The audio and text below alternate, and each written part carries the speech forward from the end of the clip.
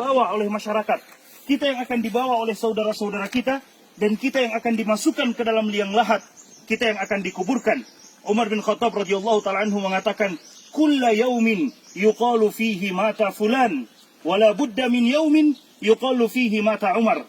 Setiap hari kita mendengarkan ada orang yang meninggal, disebutkan nama mereka, telah meninggal si fulan, si allan, dan pasti akan datang suatu hari di mana nama Umar yang akan disebutkan, telah meninggal Umar bin Khattab radhiyallahu ta'ala anhu. Dan itu telah terjadi. Maka hari ini pun saya katakan seperti itu. Setiap hari kita mendengarkan ada orang yang meninggal, pasti akan datang suatu hari nama kita yang akan disebutkan, saudara-saudara sekalian. Nama kita yang akan disebutkan, telah meninggal kita semuanya. Disebutkan nama-nama kita menuju kepada Allah Subhanahu wa ta'ala. Suatu ketika, peristiwa yang sama terjadi kepada Al-Imam Al-Hasan Al-Basri rahimahullahu ta'ala. Ketika selesai menguburkan jenazah, ada seorang laki-laki datang yang sekedar ikut menguburkan jenazah. Dia tidak tahu siapa jenazah yang meninggal ini. Maka dia bertanya kepada Al-Imam Al-Hasan Al-Basri, siapa orang yang meninggal ini wahai imam? Al-Imam Al-Hasan Al-Basri kemudian melihat kepada orang yang bertanya tersebut dan mengatakan, hadza ana wa anta. Ini adalah aku dan kamu, kelak yang akan dipanggil oleh Allah Subhanahu wa ta'ala. Bukan siapa-siapa, ini adalah kita, saudara-saudara sekalian. Karena kelak kita yang akan dikuburkan seperti ini. Kemudian Al-Hasan Al-Basri mengatakan, ya bna Adam, innama anta ayyam, idza dhahaba yaumuka, dhahaba ba'duka. Wahai anak cucu Adam, sesungguhnya engkau hanyalah hitungan hari demi hari. Jika sehari dari kehidupan kita pergi, bukan berarti umur kita bertambah. Tidak, tapi jatah kehidupan kita hidup di dunia, itu semakin berkurang. Sehari dari kehidupan kita pergi, berarti semakin dekat kita menuju kepada Allah Subhanahu wa ta'ala. Rasulullah SAW setelah melaksanakan penguburan jenazah seperti ini, Rasulullah SAW juga mengatakan kepada sahabat-sahabatnya, ya ikhwani, limithli hadza fa'iddu. Wahai saudara-saudaraku, untuk keadaan yang seperti ini, maka persiapkanlah bekal. Persiapkan bekal, karena pasti kita akan seperti ini. Persiapkan bekal, karena ketika kita selesai dimakamkan, tidak mungkin lagi kita untuk kembali ke dunia, untuk menyiapkan, untuk beramal kebaikan. Tidak mungkin. Setelah kita dikuburkan, selesai. Dan itulah yang disebutkan oleh para ulama kita dengan kiamat sugro buat kita. Kiamat kecil buat kita ketika kita telah dikuburkan. Karena tidak mungkin kita bangkit lagi untuk beramal ibadah. Selesai. Apa yang telah kita kerjakan akan kita dapatkan hasilnya. Dan apa yang kita lakukan dari dosa dan maksiat akan kita lihat juga hasilnya di hadapan Allah Subhanahu wa ta'ala. فَمَنْ يَعْمَلْ مِثْقَالَ ذَرَّةٍ شَرًّا يَرَهُ وَمَنْ يَعْمَلْ مِثْقَالَ ذَرَّةٍ خَيْرًا يَرَهُ. Siapa yang beramal keburukan akan dilihat sebesar zarrah pun. Kata para ulama kita, zarrah bisa diartikan dengan anak semut. Sebagian ulama tafsir kita mengatakan zarrah artinya anak semut. Bayangkan saudara-saudara sekalian, subhanallah, semut saja sangat kecil, bagaimana dengan anak semut? Sebesar itu keburukan atau kebaikan kita akan kita lihat balasannya di sisi Allah Subhanahu wa ta'ala. Tidak ada satupun yang akan dizalimi oleh Allah Subhanahu wa ta'ala.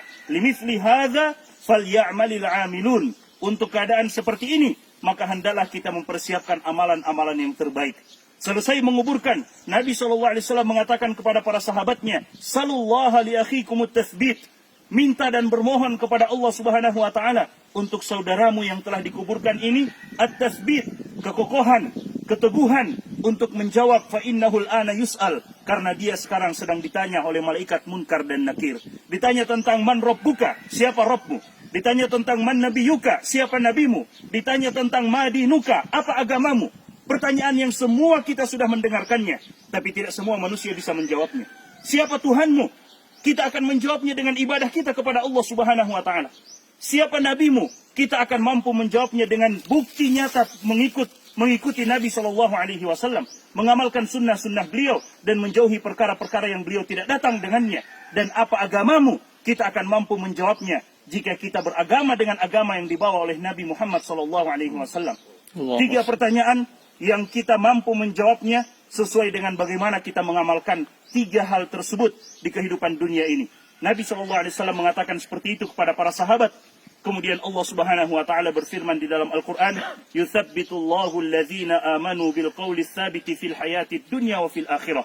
Orang-orang yang beriman, yang teguh dengan keimanannya, yang istiqomah dengan keimanannya. Mereka, kata Allah Subhanahu wa ta'ala, Yuthabbitullahu alladhina amanu bilqawli tsabit. Allah akan kokohkan mereka dengan perkataan yang kokoh, perkataan yang kuat, yaitu la ilaha illallah. fil hayatid dunya, dalam kehidupan dunia mereka, wa fil akhirah, dan dalam kehidupan akhirat mereka. Dan kita semua tahu, kuburan bukan rumah terakhir buat seseorang, tapi kuburan adalah rumah pertama menuju negeri akhirat. Sebagaimana yang diriwayatkan oleh Utsman bin Affan radhiyallahu taala anhu, ketika beliau menziarahi kubur, beliau menangis, saudara-saudara sekalian, sampai basah jenggot beliau. Para sahabat yang melihat itu mengatakan, ya Utsman, dzukirat indakal jannah wan nar, disebutkan di sisimu tentang surga dan neraka, engkau menangis, tapi tidak seperti tangisanmu ketika engkau berada di sisi kuburan. Maka Utsman bin Affan mengatakan, karena aku mendengarkan Nabi SAW bersabda, al-maqabir awwalu manazilil akhirah, kuburan adalah rumah pertama menuju negeri akhirat. Jika kita selamat di kuburan kita, saudara-saudara sekalian, maka yang selanjutnya akan dimudahkan oleh Allah Subhanahu wa taala. Namun jika kita disiksa di dalam kuburan kita, maka bagaimana dengan yang selanjutnya? Rasulullah SAW mengatakan kuburan hanya akan menjadi dua. Imma yakuna raudatan min riyadil jannah, atau hufratan min hufarin niran. Entah dia menjadi taman dari taman-taman surga, atau dia menjadi lubang dari lubang-lubang api neraka, waliyadzubillah. Dan kemudian setelah menguburkan jenazah seperti ini, Nabi SAW mencontohkan kepada kita, menganjurkan kepada kita untuk sejenak berdoa, meminta kepada Allah Subhanahu wa taala agar Allah Subhanahu wa taala mengampuni kita yang ditinggalkan, memberikan kesempatan kepada kita untuk juga beramal. Salah satu doa yang Nabi SAW ajarkan pada saat sholat jenazah, saudara-saudara sekalian. Pada saat sholat jenazah, Nabi SAW di antara doa yang beliau ucapkan, Allahumma la taftinna ba'dahu, waghfir lana walahu. Ya Allah, jangan engkau berikan ujian kepada kami setelah orang ini meninggal, dan berikan ampunan kepada kami dan kepadanya. Karena orang yang telah meninggal, selesai urusannya dengan Allah Subhanahu wa taala. Minal mu'minina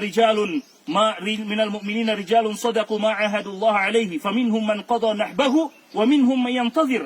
Kata Allah Subhanahu wa taala, "Wa ma baddalu tabdila." Di antara orang-orang yang beriman ada yang jujur dengan keimanannya dan mereka telah tunaikan kepada Allah, artinya telah meninggal. Wa minhum man yantazir, dan ada di antara mereka yang masih menunggu kapan waktu mereka untuk meninggal. Tapi mereka yang masih menunggu itu, kata para ulama kita, jangan pernah mereka tertipu. Berdoa selalu kepada Allah. Jangan sampai Allah berikan kita ujian yang sebelumnya kita soleh, tiba-tiba kita meninggal dalam keadaan toleh. Waliyadzubillah. Na'udzubillah min dzalik. Makanya Nabi SAW berdoa, Allahumma la taftinna ba'dahu. Ya Allah, jangan engkau berikan ujian kepada kami. Dan ujian yang paling buruk, saudara-saudara sekalian, ketika ujian itu menimpa agama kita. Kalau ujian menimpa usaha kita, toko kita, perdagangan kita, masih bisa diusahakan. Tapi jika ujian itu menimpa agama kita, mendengar suara azan kita tidak melaksanakan sholat, dipanggil untuk beribadah kita tidak beribadah, berarti hati-hati karena ujian sedang menimpa agama kita. Dan itu tidak bisa kita dapatkan gantinya kalau kita tidak segera merubah keadaan kita.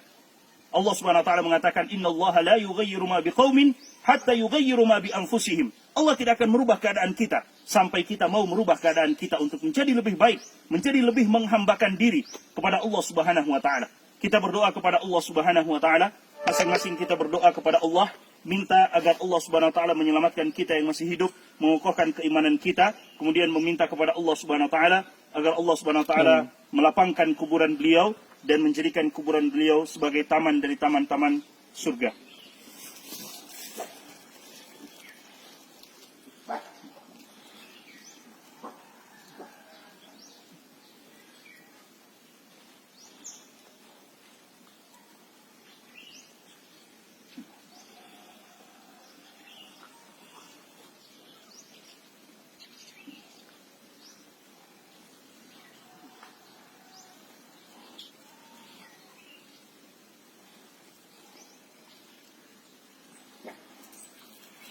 Alhamdulillah.